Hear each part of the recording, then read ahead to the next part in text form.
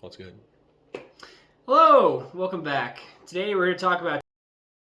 I'm just going to mention this right now before I get into the plot and story. The way I feel about the trilogy of The Dark Knight, you got Batman Begins on a climactic scale about here. You got The Dark Knight, it's like way up here, just really climactic. And then you got The Dark Knight Rises, which is somewhere down here. Yeah, It's just not very exciting to watch. It's long and kind of boring. Yeah. It opens up really well. You have Bane taking down a whole airplane, killing just a bunch of dudes, and that's a great opening to a movie. It is a lot of potential. Unless that movie is The Amazing Spider-Man 2, which had a similar opening but didn't pull it off very well. The story basically follows that Bruce Wayne has been out of his Batman commission for like 8 years, and because of that he is old and retired, and he's out of practice, and and the city has been more or less clean. The Harvey Dent Act has kept a lot of criminals off of the street. The police officers describe it as they're no longer at war. It's peacetime, and so Batman hasn't needed to come back. But that's kind of the personality of Bruce Wayne. He doesn't really have anything else. So he doesn't do anything. He's just kind of a hermit. He's just kind of a cripple. So that what I'm okay with just that setup because it's kind of interesting to see a Bruce Wayne who's retired, but who doesn't know what to do with himself because of retirement. But the problem that I have is that there's so much that happens in this movie. There is so much that it tries to cover, and that drags it out to about 3 hour running time, a little bit less. But you have so many subplots. You have a subplot about the detective Blake, I think his name was, who was trying to become Robin. Who's trying to become Robin? He's trying to. That's not really what he's trying to do, but that's what he is. Yeah. And then you have one about Selena Kyle, who's trying to get the clean slate her name and become a good person again. You got Bane, who's kind of this mischievous behemoth living in the underground, the sewer. No one knows who he is. Or I don't even know why they were after him before he started actually coming out and doing things, to be honest with you. Well, I mean, the CIA was after him, and so he probably, was an international terrorist or something. Something like that. Right. He had this big master plan, which, okay, I'm going to come back to that. He had this big master plan, which would eventually make it so Gotham was completely cut off from the rest of the world's help. They have a nuclear bomb. Nuclear! Bomb that's about to go off, and Batman is not there to help them, and then he just creates this total anarchy in Gotham until it blows up, which that's the master plan. That's what they went with, and I don't think it worked at all. It worked up until, I was okay with what was happening until Bruce Wayne gets thrown into a prison in the other side of the world, and then Bane's master plan actually starts to unfold. I don't buy any of that. And that's the biggest problem I have with the plot and story of this movie. It's way too much of a stretch. Every bit of it is way too much of a stretch. How quickly Gotham falls into an anarchy is way too much of a stretch. It literally took them 10 minutes to go from we've been in almost total peace for 8 years to, I guess we're just killing dudes. Let's break out all the criminals and start, know, and Bane's speech, there's no way anyone would buy it. No way anybody, and to be fair, it looked like most of the people that were causing problems were Bane's men, but people, no one tried to rise up and stop him. No one, it was so ridiculous to me. And it's a superhero movie. You're going to have a lot of that going on. But the Dark Knight feeling and tone has always been much more grounded than what this movie felt like it was. And it felt, I couldn't buy into it. I couldn't, get into the plot because I had too many issues with, and then Bruce Wayne just happens to end up back in Gotham City after everyone's in complete lockdown, and he's on the other side of the world. How he got there. There's just so much that they just kind of broke. They made Bruce Wayne broke for some reason. I don't know. Yeah, he got his. Yeah, that's the other thing is the stock exchange. Bane hacks his fingerprints and makes it so he looks like he bid on a bunch of really stupid stocks and lost all his money. No one would have looked at that and been like, yeah, that's Bruce Wayne. You know what I mean? Also, why? I don't really remember what he was even trying to gain from that. That's a point. There's so many things going on, but because there was a businessman that hired Bane. Oh, that's right. He wanted to own Wayne Enterprises, but Bane had another side plot. There's just too much. There was too much they were trying to do. Here's what I'm gonna say.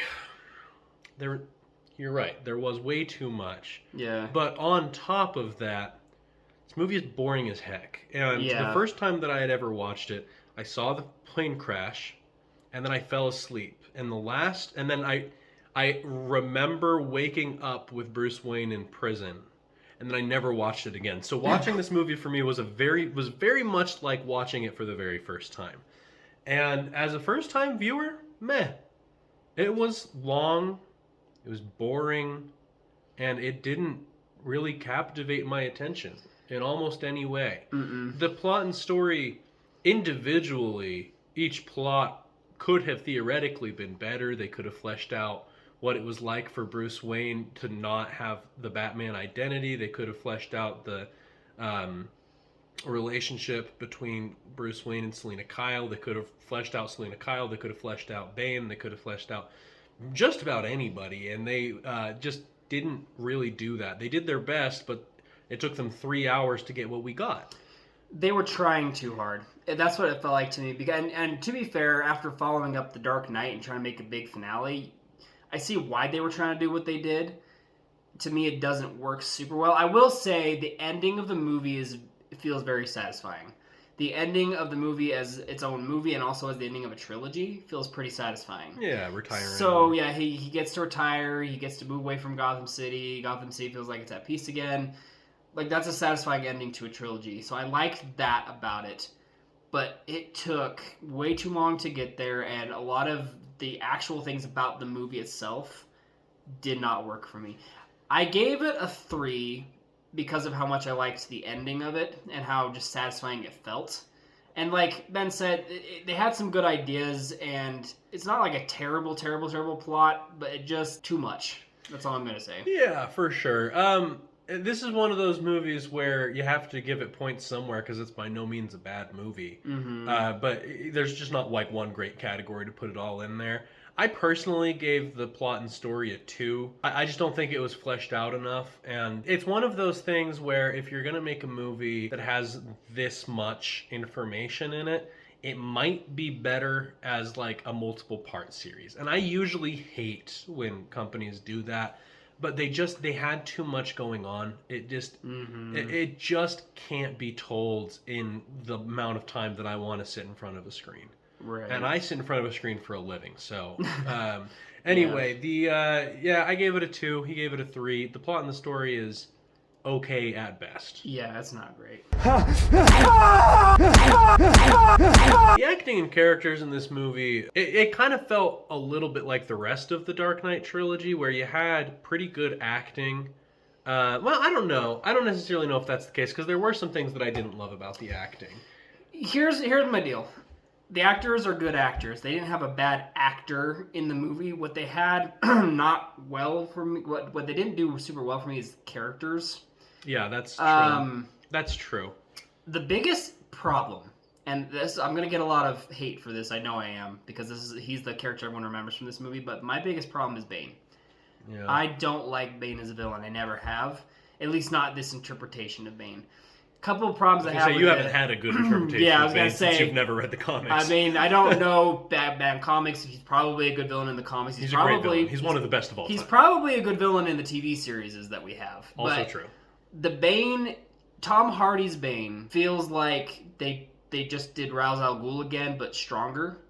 It does go over that. It kind of feels like, and again, his master plan makes no sense. It wouldn't have worked. And also, even just Tom Hardy's interpretation of Bane, like the way he acts, it is hard. He's got a big mask on his face. So he can't really do a lot with that.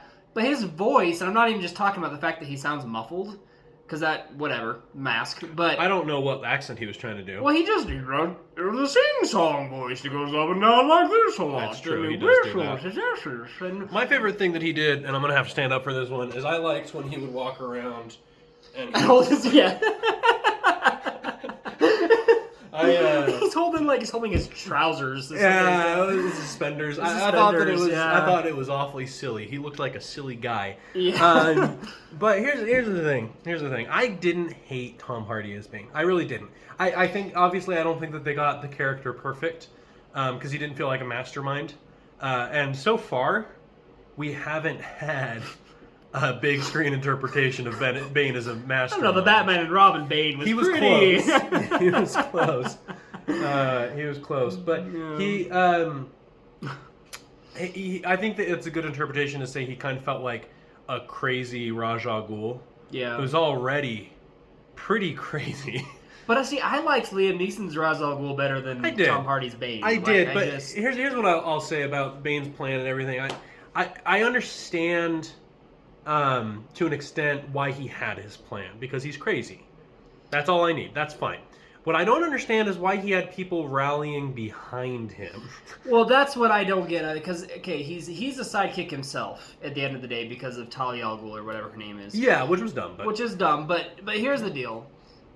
His motivation was not, because if you think about why he was doing what he was doing, it was because he liked Talia. He helped her when they were in prison, and he loved her, he cared about her, but her father also excommunicated him and treated him like an outcast. So why would he be so motivated to avenge the man that did that to him? Why would he be so motivated that he would do all of these things and sacrifice his own life, which he was going to do? He was sitting on an island that was going to blow. So he was going to sacrifice himself at the end of the day. Why? And so I didn't like Bane. Now, here's the deal. Everyone else was good. Like, Christian Bale is a good Batman. We've talked about that. Oh, cool. Morgan Freeman is a good Lucius Fox. Sir Michael Caine is great as Alfred. I actually really enjoyed Anne Hathaway as Catwoman as well. I did too. I didn't remember liking her, but then again, I didn't remember any of the movies. So yeah. The acting individually, every actor is great. I think that Tom Hardy is a good actor. I think I've seen him in things that I really like.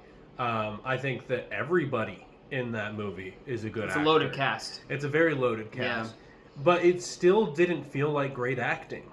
And it's kind of sad when you have an A-list cast that feels like, I mean, it didn't feel like a Bollywood movie, but it just didn't feel great.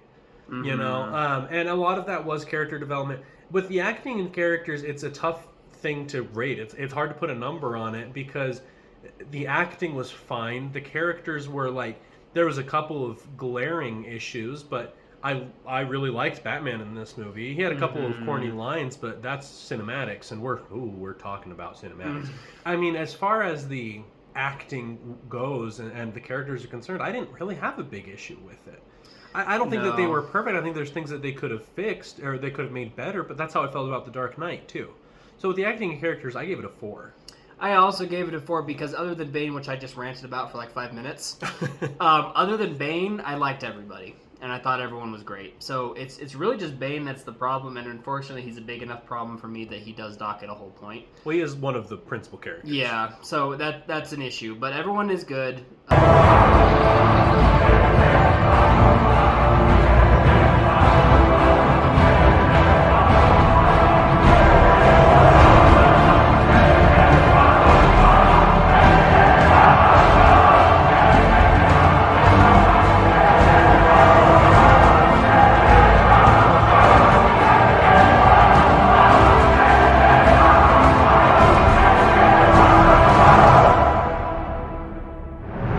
As far as the action goes, I mean, it's fine. Here's my issue with the action of this one. It kind of felt like almost a shadow of what it was from previous movies, where it's kind of intense, but not to the level that it should have been. It's certainly not The Dark Knight. Yeah, or even Batman Begins, if I'm being honest. That's like, true. There's like the most memorable action scene in the movie is when Batman fights Bane in the sewers, and that's only memorable because Batman loses. I don't think that it would have been a memorable scene if he had come out on top like he always does. But the fact that he gets his back broken at the end of the scene makes that scene memorable. Other than that, and the plane crash scene in the beginning, other than that, it's really not that, like, there was a couple car chases and like a airplane chase car thing at the very end. My last battle was pretty good, or felt pretty good, but yeah, some of it felt good, but none of it visually was all that impressive. It's not super memorable. There was another scene where Catwoman and Batman are on the roof and they're fighting all of Bane's henchmen. That was fine, and he says, "No guns." And the thing about all of the action sequences is that individually they're all good, and if you're watching them in the moment, you'll be like, "Yeah, this is fun," but they're not super memorable. You're not gonna look back on them with thinking that was great. I mean, I gave it a 4. I don't have big problems with the action by any means. It's just not like excellent. It doesn't feel as heavy as it normally would. Batman getting his spine snapped in half. It's crazy that that can happen, and you'll just be like, oh, all right, you know, because normally if somebody gets their spine snapped in half, that's a memorable thing. Yeah. And it's not like I forgot that happened, but I don't remember like really necessarily the circumstances. You know, it's just like the action didn't. And that fight in particular, that's something I want to talk about. They did not make Batman or Bane do anything particularly impressive, and I think that's what it comes down to. When you have a fight scene and basically all that's, I mean, it had, when you watch like The Matrix, right, or Ip Man, or something like karate, right, hand to hand, which is what this all was, hand to hand. What happens is somebody throws a fist and the other person stops it, right, or like moves it away, or sometimes they'll get hit and they'll react and then they'll have to come back. Literally, the first like 45 seconds of that fight was Batman just punching Bane, and Bane just. Yeah. And then when Bane punches Batman like twice, it's over. And so like that's a cool way to show like the difference in strength, I guess, but it's not interesting. No. It was actually quite boring. Now again, I'm giving it a 4. I think it was fine. And maybe I'm misremembering this, but they didn't even have any music playing in that scene. It felt like it was kind of silent. It did. I think they did that on purpose, but I'm going to give that one in cinematics. Yeah, there was a couple of weird cinematics decisions. Yeah. But the action, I think, it's not perfect. It's fine. I gave it a 3.5. It's okay. Yeah. It's passable. It's fun to watch in the moment, like Ben said, but looking back at it, it's hard to remember any specific scenes. There's certainly no intense scenes like, you know, Joker holding 2 boats captive or anything like that. Even though there's a nuclear bomb in the city, the stakes feel low. They feel so, Well, maybe it's because, you know, Gotham deserves to get blown up. I'm not a terrorist. He's Ra's al Ghul. I'm not a terrorist. The League of Shadows. I love all cities the same. Except for Los Angeles. Bane. Let's not stand on ceremony here. Mr. Wayne.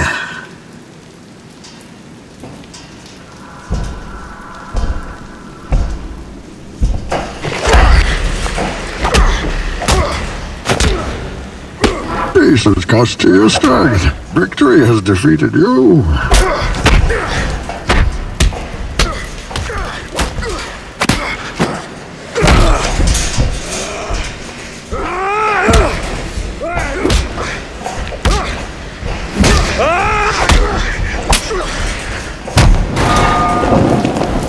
Cinematically, this movie had lots of really good things, and it had a couple of things that I didn't like. And I'm only going to talk about the things that I didn't like, and I'll let Eric talk about the things that are good. All right, number 1, and I know this isn't a big deal for a lot of people, but there was no blood in this movie. And I don't need gratuitous blood. I don't need die-hard levels of blood, okay? It doesn't need to be gross. But Batman got his head dented, and he didn't even get a nosebleed. Bane got shot with a gun so hard that he flew through 2 walls. And again, not even a scratch. It doesn't normally bother me. I don't need an R-rated Batman movie, okay? As much as the internet seems to think that that's a great idea, I don't care. I don't need Batman who says the F word. And make no mistake, I will Burgerlicious. kill you. And I don't need people getting their arms chopped off. But there's a certain level where it's no longer believable. And they surpassed that level in every fight scene. And I noticed, and it bothered me. Another thing that really bothered me about this movie was a lot of the dialogue. The writing came off as a little corny. The infamous scene that everybody, I've heard a lot of people talk about is, "Oh, you've come to die with your city. no, I've come to stop you. Yeah, it's so stupid. Like, dude, just fight, you know? Like, you don't need to say something smart out. We don't need it. It didn't even come off as smart. It came didn't. off as so stupid. It didn't. Yeah. And I wish that Bane had been like, well, duh. You know, he's just like gone way out of character, dropped the voice. Yeah. Yeah. I know why you're here, but I'm saying you're gonna die with your city. It was just just have a little back and forth. Yeah. They pause the fight, just hash out their feelings. Mega Mind and Metro Man. Yeah. So I think that line is really stupid. The other line that I think is really stupid is when Catwoman is breaking in to get the clean slate and she throws the dude out the window or whatever and jumps on him and he just like, it was just so lazy the way that they were like telling us what the clean slate was. He was like, where is it? The clean slate? Where you type in someone's name, date of birth, in a few minutes they're gone from every database on Earth. who wrote this? Yeah. Like, why is this dialogue in here? And there was a couple of other examples, but I mean, for the most part, it was fine. But there was just a couple of things that I was just like, oh, come on. Yeah. You know, like, seriously, was that in the original screenplay? And if so, why is it still in the movie? Yeah. This was released to millions of people. Right. Anyway, so it's just really dumb. But I mean, there was other good things. Yeah. So cinematically, and I am one of those people that didn't care that there wasn't blood and gore in the movie. And like Ben's right. I mean, it's not realistic to have your back broken, and then even just the fact that they fixed it by just kind of pushing on his back a little bit. Whap. And then he's like, oh yes, thank you. I'll walk now. Yeah. Or his legs have like no cartilage in it, and then he puts like a brace on, and he can just walk, run, and kick through walls again. Like that kicking through walls scene was stupid. There's a lot of very unrealistic things, but again, that's kind of a lot of issues I have with the plot and story. But yeah. And you already took your points. And I took my points on that. So with the cinematics, I'm going to defend it a little bit because to me, cinematically, Christopher Nolan still made a good movie. Yes. It sounded good. It looked good. It sounded great. The sound effects were great. It looked fantastic. The costume design is good. I even like the way Bane looks. I don't think this is a great move, and I don't think his acting was all that great. But the movie itself, it looked good. The sets looked good. The score. I want to talk about the score for a minute here because I love the score. I've loved the score in all movies, but this one where they have a little chanting in the background, it was really like even the scene Ben talked about earlier where Catwoman and Batman are fighting, and then Batman runs off and Catwoman is trying to decide whether to go with him or stay, and she looks and she sees Bane kind of slowly approaching her. Even that scene, even though this looks really stupid, you feel the intensity of like, oh crap, he's coming because of the score. They have a really good score playing in the background with the chanting, and like, I just think it's a great masterpiece of the score. Absolutely. And also, another thing I want to talk about is the tone of this movie. While it's kind of slow and doesn't feel all that urgent, it still feels satisfying. And I think that's why people still like this movie as much as they do, because when you break down the story and the plot and what we've been breaking down, it's not great, but something about it still feels good. Something about it still feels like it's what it should be. So cinematically, the fact that it's so good cinematically that people actually cover up all its flaws and are okay with it, to me, that's a pretty big sign of Christopher Nolan doing a very good job cinematically. So I actually did give cinematics a 5. That's the one thing that I thought they nailed on the head with this movie. Yeah, I thought that it was directed very well. I thought that there was a lot of things that were really good about it. And again, truly, I don't hate it. All right? I had a couple of really nitpicky gripes. And I at some point you do need to take points away for the dialogue. Right. And so I'm going to take away exactly 1 point. I gave this movie a 4. It's fine. Really, it's fine. It's above average. It's just not perfect, and that is mostly due to the writing. The shadows betray you because they belong to me. On an entertainment scale, this is kind of painful to watch. And when I say kind of, I mean it's pretty dang painful to watch. This is one. So I've seen Batman Begins and The Dark Knight each many times. Yeah, a couple of times. Both of those movies are very strong movies that I go back to a lot. The Dark Knight Rises, I have only seen maybe 3 times, and it's because I just don't enjoy myself when I watch it. It's too long. They drag out too many scenes. There's too much going on. I don't buy into most of it. And it's kind of boring. It just, there's not enough that happens, boring. Especially when Bruce Wayne goes to prison and he's there for most of the rest of the movie. There's like nothing that, even when Gotham is in total anarchy, most of the shots of Gotham are just empty streets. Yeah. So there's just so much not happening in this movie. And like, when I watch it, I'm okay, other than I find myself annoyed during parts of it. So it's not something that, like, when I knew we were watching it, I wasn't dreading it. I just don't like going back to it. So I don't have a lot most to say about entertainment. I don't know what your thoughts on it are. Here's the story. Eric came to my house at 10:30 in the morning. We put on the movie 10:45, 11. Eric left my house at 1:30. The movie is too freaking long. Yeah. It has no business being as long as it is, and especially if it's going to be boring. Right. If you're going to have a 3.5 hour movie, don't. But if you're gonna, make it fun. Yeah. Make it something that I can enjoy myself watching. And one of the problems with that honestly could be, I don't want the tone of that movie in my life for 3.5 hours straight. Yeah. Okay? If I'm going to do something for 3.5 hours, you better make me laugh more than once. And this movie made me laugh exactly once on purpose. And that line was when Bruce Wayne says, "We still got any cars around the place?" That's the only time I laughed in the whole movie, unless it was that really bad dialogue. Mm-hmm. And that's not how I live my life. I'm a happy guy. I like to laugh. And this movie didn't do that for me. I'm not saying you can't have a good movie that's serious.